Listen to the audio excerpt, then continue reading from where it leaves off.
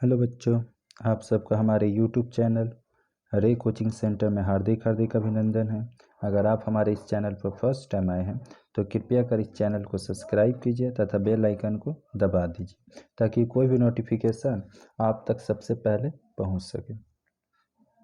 आज हम waste Bengal board के अंतर्गत क्लास 11 के हिंदी का जो फर्स्ट चैप्टर है जिसका नाम है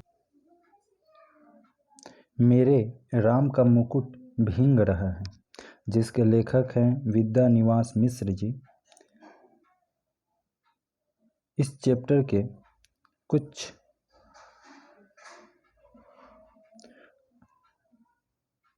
लघुत्तरीय प्रश्न को आज आपके समक्ष हम प्रस्तुत करने वाले हैं, जो कि आपके लिए बहुत ही लाभदायक और बहुत ही उपयोगी सिद्ध होगा आपके एग्ज़ाम के नज़रिया से देखा जाए तो चलिए देखते हैं। इससे पहले आप सबसे अनुरोध है कृपया कर इस वीडियो के अंत तक तो अवश्य बना रहें जिससे आप इसका फ़ायदा ले सकें। चलिए देखते हैं। तो पहला क्वेश्चन है, विद्या निवास मिश्र का जन्म कब और कहाँ हुआ था? तो उत्तर देख सकते हैं। विद्या निवास मिश्र का जन्म 14 जनवरी सन 1926 ईस्वी को गोरखपुर जिला के पकरीहा नामक गांव में हुआ था। दूसरा क्वेश्चन है, विद्या निवास मिश्र की उच्च शिक्षा कहाँ हुई? तो इसका आंसर जो है, विद्या निवास मिश्र की उच्च शिक्षा गोरखपुर विश्वविद्यालय से हुई। तीसरा क्वेश्चन है, भारत सरकार ने विद्या निवास मिश्र को किस पद से सम्मानित किया? तो इसका आंसर हम लोग देख रहे हैं कि भारत सरकार ने उन्हें पद्मश्री एवं पद्म भूषण से सम्मानित किया है। आगे चलते हैं। तो चौथा क्वेश्चन है, विद्या निवास मिश्र का देहावसान कब हुआ था, यानी उनकी मृत्यु कब हुई थी? तो विद्या निवास मिश्र का देहावसान 14 फरवरी सन 1905 ईस्वी में एक मोटर दुर्घटना में हुआ था।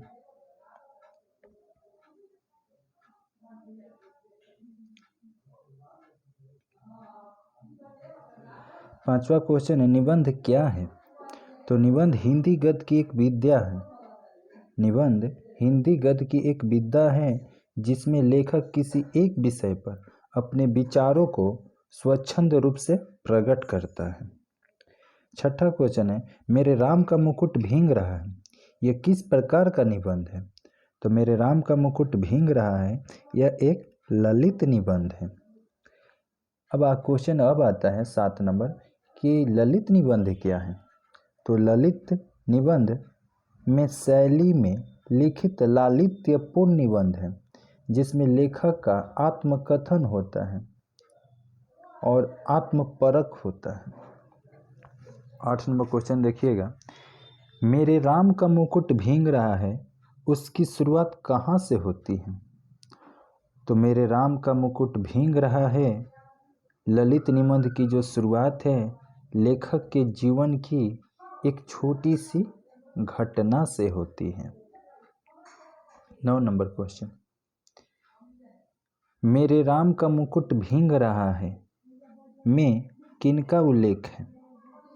तो मेरे राम का मुकुट भींग रहा है में स्वयं लेखक, उनकी पत्नी, पुत्र, उनके एक मेहमान की कन्या एवं संगीत के कार्यक्रम का उल्लेख है। 10 नंबर क्वेश्चन, लेखक के मित्र, उनका पुत्र और मेहमान कन्या किस कार्यक्रम में भाग लेने गए थे?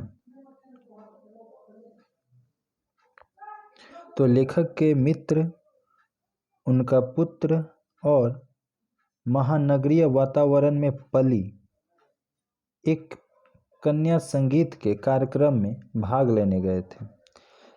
11 नंबर क्वेश्चन, लेखक और उनकी पत्नी की चिंता का कारण क्या था?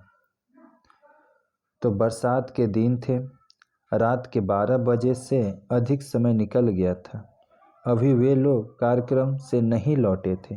यही लेखक और उनकी पत्नी की चिंता का कारण था। 12 नंबर क्वेश्चन, लेखक की उदासी का क्या कारण था? तो इसका आंसर आप देख सकते हैं कि लेखक की उदासी की कोई खास वजह नहीं थी। उसकी दुश्चिंता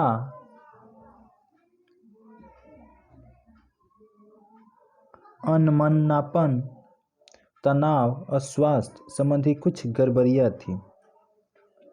13 नंबर देखते हैं, ऐसे क्या हो जाता है कि हम चिंता मुक्त नहीं हैं?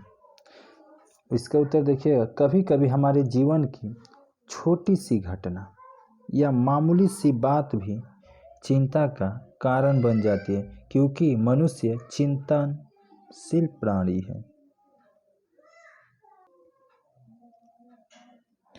आगे क्वेश्चन देखते हैं, लेखक अपने आत्मीय जनों को संगीत के कार्यक्रम में जाने देने के लिए दुविधाग्रस्त क्यों था?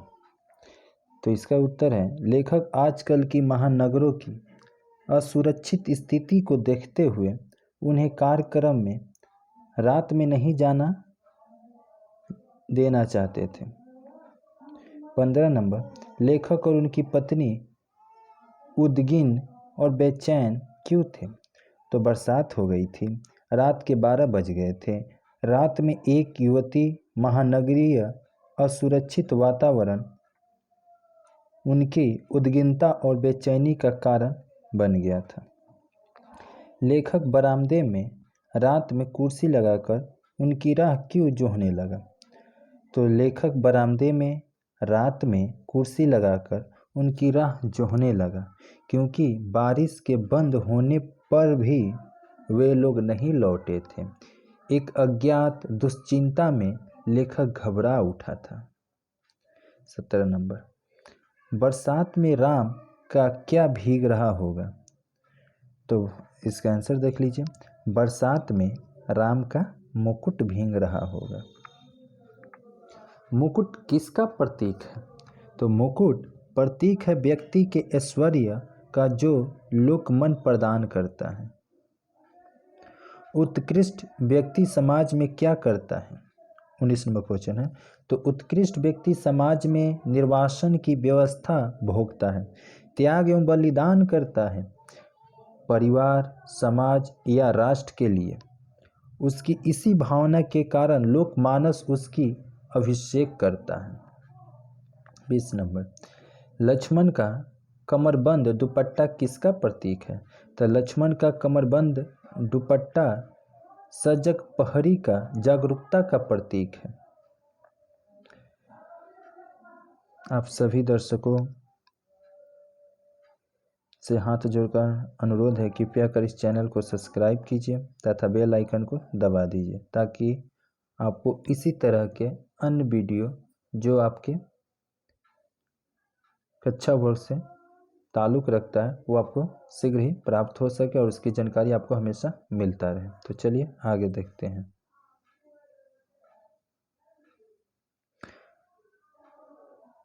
राम लक्ष्मण के क्या है? लक्ष्मण राम के क्या है?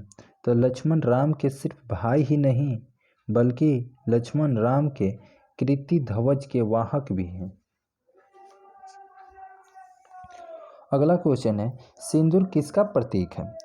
तो सिंदूर नारी के सौभाग्य और पति सुख का प्रतीक है। 23 नंबर देखिएगा, राम के भोगे मुकुटवा किस परंपरा का गीत है? तो यह लोकमानस में प्रचलित जतसारी गीत की परंपरा का गीत है, जो स्त्रियों द्वारा अनाज पीसने के समय जांत चलाते हुए गाया जाता है। जांत एक तरह से कहे तो प्राचीन काल में या अभी भी ग्रामीण क्षेत्रों में आप देख सकते हैं, अनाज को पीसने के काम में लाया जाता है। 24 नंबर, एक पिता के रूप में लेखक के क्या अनुभव रहे? तो एक पिता के रूप में लेखक का वात्सल्य भाव झलक उठता है। लेखक को आज अनुभव हुआ होगा कि संतान की चिंता क्या होती है। 25 नंबर देखते हैं। कौन सी बातें मिश्र जी को लोकमन की प्रतिनिधि बना देती हैं? तो अपने पुत्र एवं साथ गई युवती की प्रतीक्षा करने वाले पिता के मन को लोकमानस का प्रतिनिधि बना देती है। जात सारी गीत की ये पंक्तियां मेरे राम के भींगे मुकुटवा। 26 नंबर क्वेश्चन अब देखिएगा। नई पीढ़ी पुरानी पीढ़ी की किस भावना को नहीं समझ पाती है? तो नई पीढ़ी पुरानी पीढ़ी की ममता की पीड़ा को नहीं समझ पाती है। पिछली पीढ़ी क्यों उद्विग्न हो जाती है? तो पिछली पीढ़ी अपनी संतान के संभावित संकट की कल्पना मात्र से उद्विग्न हो जाती है। 28 नंबर मेहमान लड़की कहाँ पढ़ाती है? तो मेहमान लड़की दिल्ली विश्वविद्यालय के किसी कॉलेज में पढ़ाती है। 29 नंबर क्वेश्चन है। क्या कारण था कि लेखक का मन अपराधी भाव से बोझिल हो गया? तो लेखक को इस कारण अपराध बोध की अनुभूति हो रही थी कि उसने रात में अनजाने शहर में लड़की को क्यों जाने दिया। 30 नंबर लड़कियों की तुलना लेखक ने धोबी की मुट्ठी से क्यों की है? तो धोबी घाट पर रखी कपड़े की मुट्ठी धोबी की होती है। वह घर से घाट की सीमा में ही रहती है, उसे ग्राहक को देना ही पड़ता है। उसी प्रकार लड़की भी पराये की होती है और उसे दूसरे के घर जाना ही होता है। लाखों करोड़ों कौशल्याएं कौन है? 31 नंबर क्वेश्चन है। तो लाखों करोड़ों कौशल्याएं वे माताएं हैं जिनके पुत्र रोजी रोटी की तलाश में प्रवासी का जीवन जी रहे हैं। अपने बच्चों के लिए माताएं उसी तरह व्यथित रहती है जैसे राम के वियोग में कौशल्या माता। लाखों करोड़ों कौशल्याओं के प्रवासी पुत्रों के माथे पर कैसा मुकुट बंधा हुआ है? तो देखिए इसका आंसर। तो लाखों करोड़ों माताओं के प्रवासी पुत्रों पर उत्तरदायित्व का मुकुट बंधा हुआ है। अगर ये वीडियो आपको अच्छा लग रहा होगा तो कृपया कर इस वीडियो को लाइक कीजिए तथा हमारे चैनल को कृपया कर सब्सक्राइब कीजिए ताकि हमें एक नई मोटिवेशन मिले इसी तरह से आपके लिए हम अन्य वीडियो भी लाते रहें। 33 नंबर काशी की रामलीला में आज भी सबसे पहले किसकी पूजा होती है? तो काशी की रामलीला में आज भी सबसे पहले मुकुट की ही पूजा होती है। 34 नंबर आज भी बनवासी राम ही लोकमानस के राजा राम माने हुए क्यों हैं? तो लोकमानस का राजा वह बनता है जो स्वार्थ, लोभ, अपने पराये की भावना से मुक्त है, जिसके अंदर मानव मात्र के लिए प्रेम का भाव हो, जिसके अंदर त्याग और बलिदान की भावना हो। 35 नंबर चित्रकूट प्रसंग में पहुँचते ही तुलसीदास को क्या दिख पड़ा? तो चित्रकूट प्रसंग में पहुँचते ही तुलसी को कली की कुचाल दिख पड़ा था। 36 नंबर राम और लक्ष्मण की गरिमा किसमें है? तो राम और लक्ष्मण की गरिमा इसी में है कि सीता का अखंड सौभाग्य, सीता का सिंदूर सुरक्षित रहे, वह भीगने ना पाए, उस पर कोई आँच ना आए। 37 नंबर, इस जंतसारी गीत में किस किस की सुरक्षा की कामना की गई है? तो इस लोकगीत में राम के मुकुट, लक्ष्मण के दुपट्टा और सीता के सिंदूर की सुरक्षा की कामना की गई है। 38 नंबर, लेखक ने ऐसा क्यों कहा है कि राम तो सदा निर्वासित ही रहेंगे? तो उत्तर देखिए, सत्य, धर्म, न्याय के प्रति समर्पित व्यक्ति के जीवन में कष्ट से उसका अटूट रिश्ता होता है। उसके भाग्य में अभिषेक नहीं, वनवास ही रहता है। उसे कटीले पथ मिलते ही हैं। 39 नंबर, 39, आपकी नज़र में राजा राम प्रिय हैं अथवा वनवासी राम? तो मेरी नज़र में वनवासी राम ही प्रिय हैं। व्यक्ति के जीवन में दुख का बहुत महत्व होता है। दुख व्यक्ति को मांझता है, उसके व्यक्तित्व में निखार लाता है। वनवासी राम ही लोक मन में इसलिए स्थापित है। 40 नंबर क्वेश्चन, हर वारिस में विश्व की कौशल्याएं क्यों विसुर रही होती हैं? तो माँ वात्सल्य की प्रतिमूर्ति है। उन्हें अपने संतानों के वियोग की पीड़ा सालती रहती है।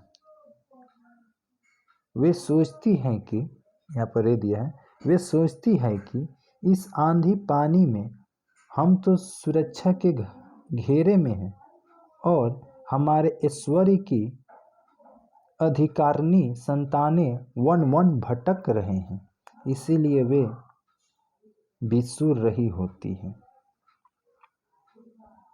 थैंक्स फॉर वाचिंग रे कोचिंग सेंटर। आप सबका धन्यवाद है हमारे इस यूट्यूब चैनल में। अगर आप अभी तक आपने इस वीडियो को सब्सक्राइब नहीं किया हमारे चैनल को, तो कृपया कर इस वीडियो को लाइक कर दीजिए तथा हमारे चैनल को सब्सक्राइब कीजिए तथा बेल आइकन को दबा दीजिए ताकि इसी तरह के वीडियो आपको हमेशा की जानकारी हमेशा प्राप्त होती रहे। जय हिंद, जय भारत, वंदे मातरम। फिर मिलेंगे नेक्स्ट वीडियो में, तब तक के लिए अलविदा। अगर आप किसी तरह का सुझाव देना चाहते हैं तो कृपया कर आपसे अनुरोध है कि कमेंट बॉक्स में अपना सुझाव अवश्य लिखें ताकि हम आपके सुझाव के अनुरूप नेक्स्ट वीडियो पर उस सुझाव के अनुरूप वीडियो बना सकें।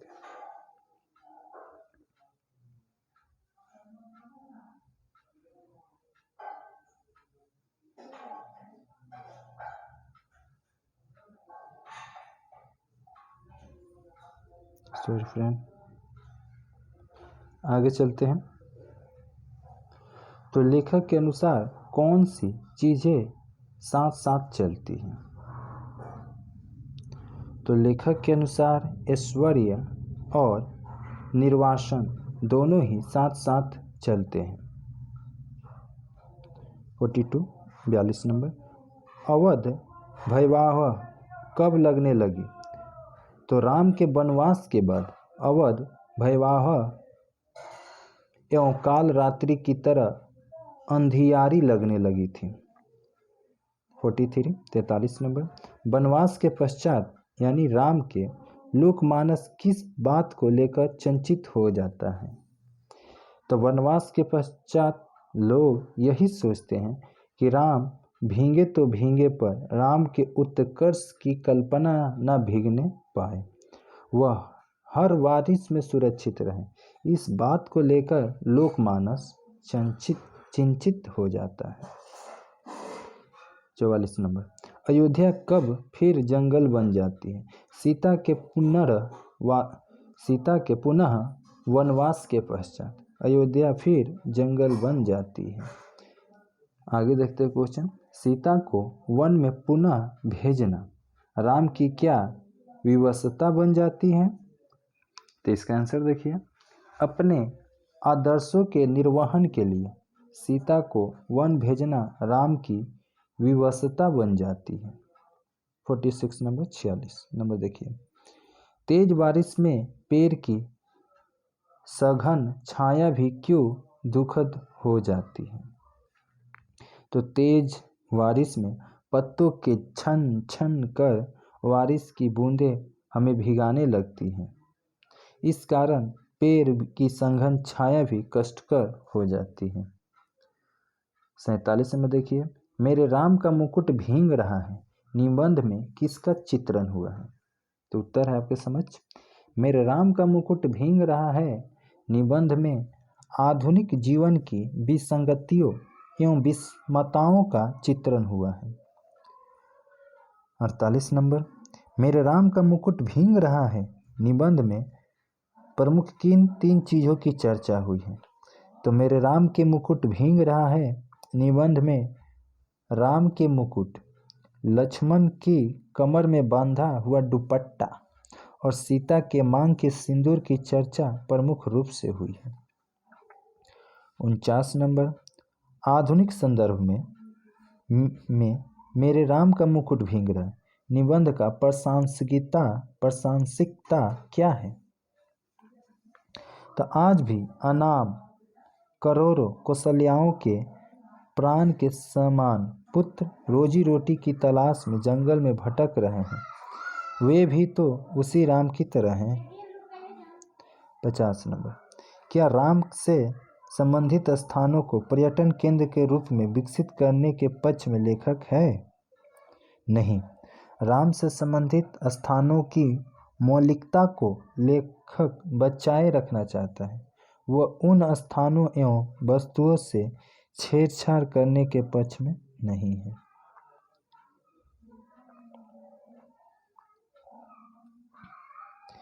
कृपया कर अगर अभी तक आप हमारे चैनल को सब्सक्राइब नहीं किए हो तो इस चैनल को सब्सक्राइब कीजिए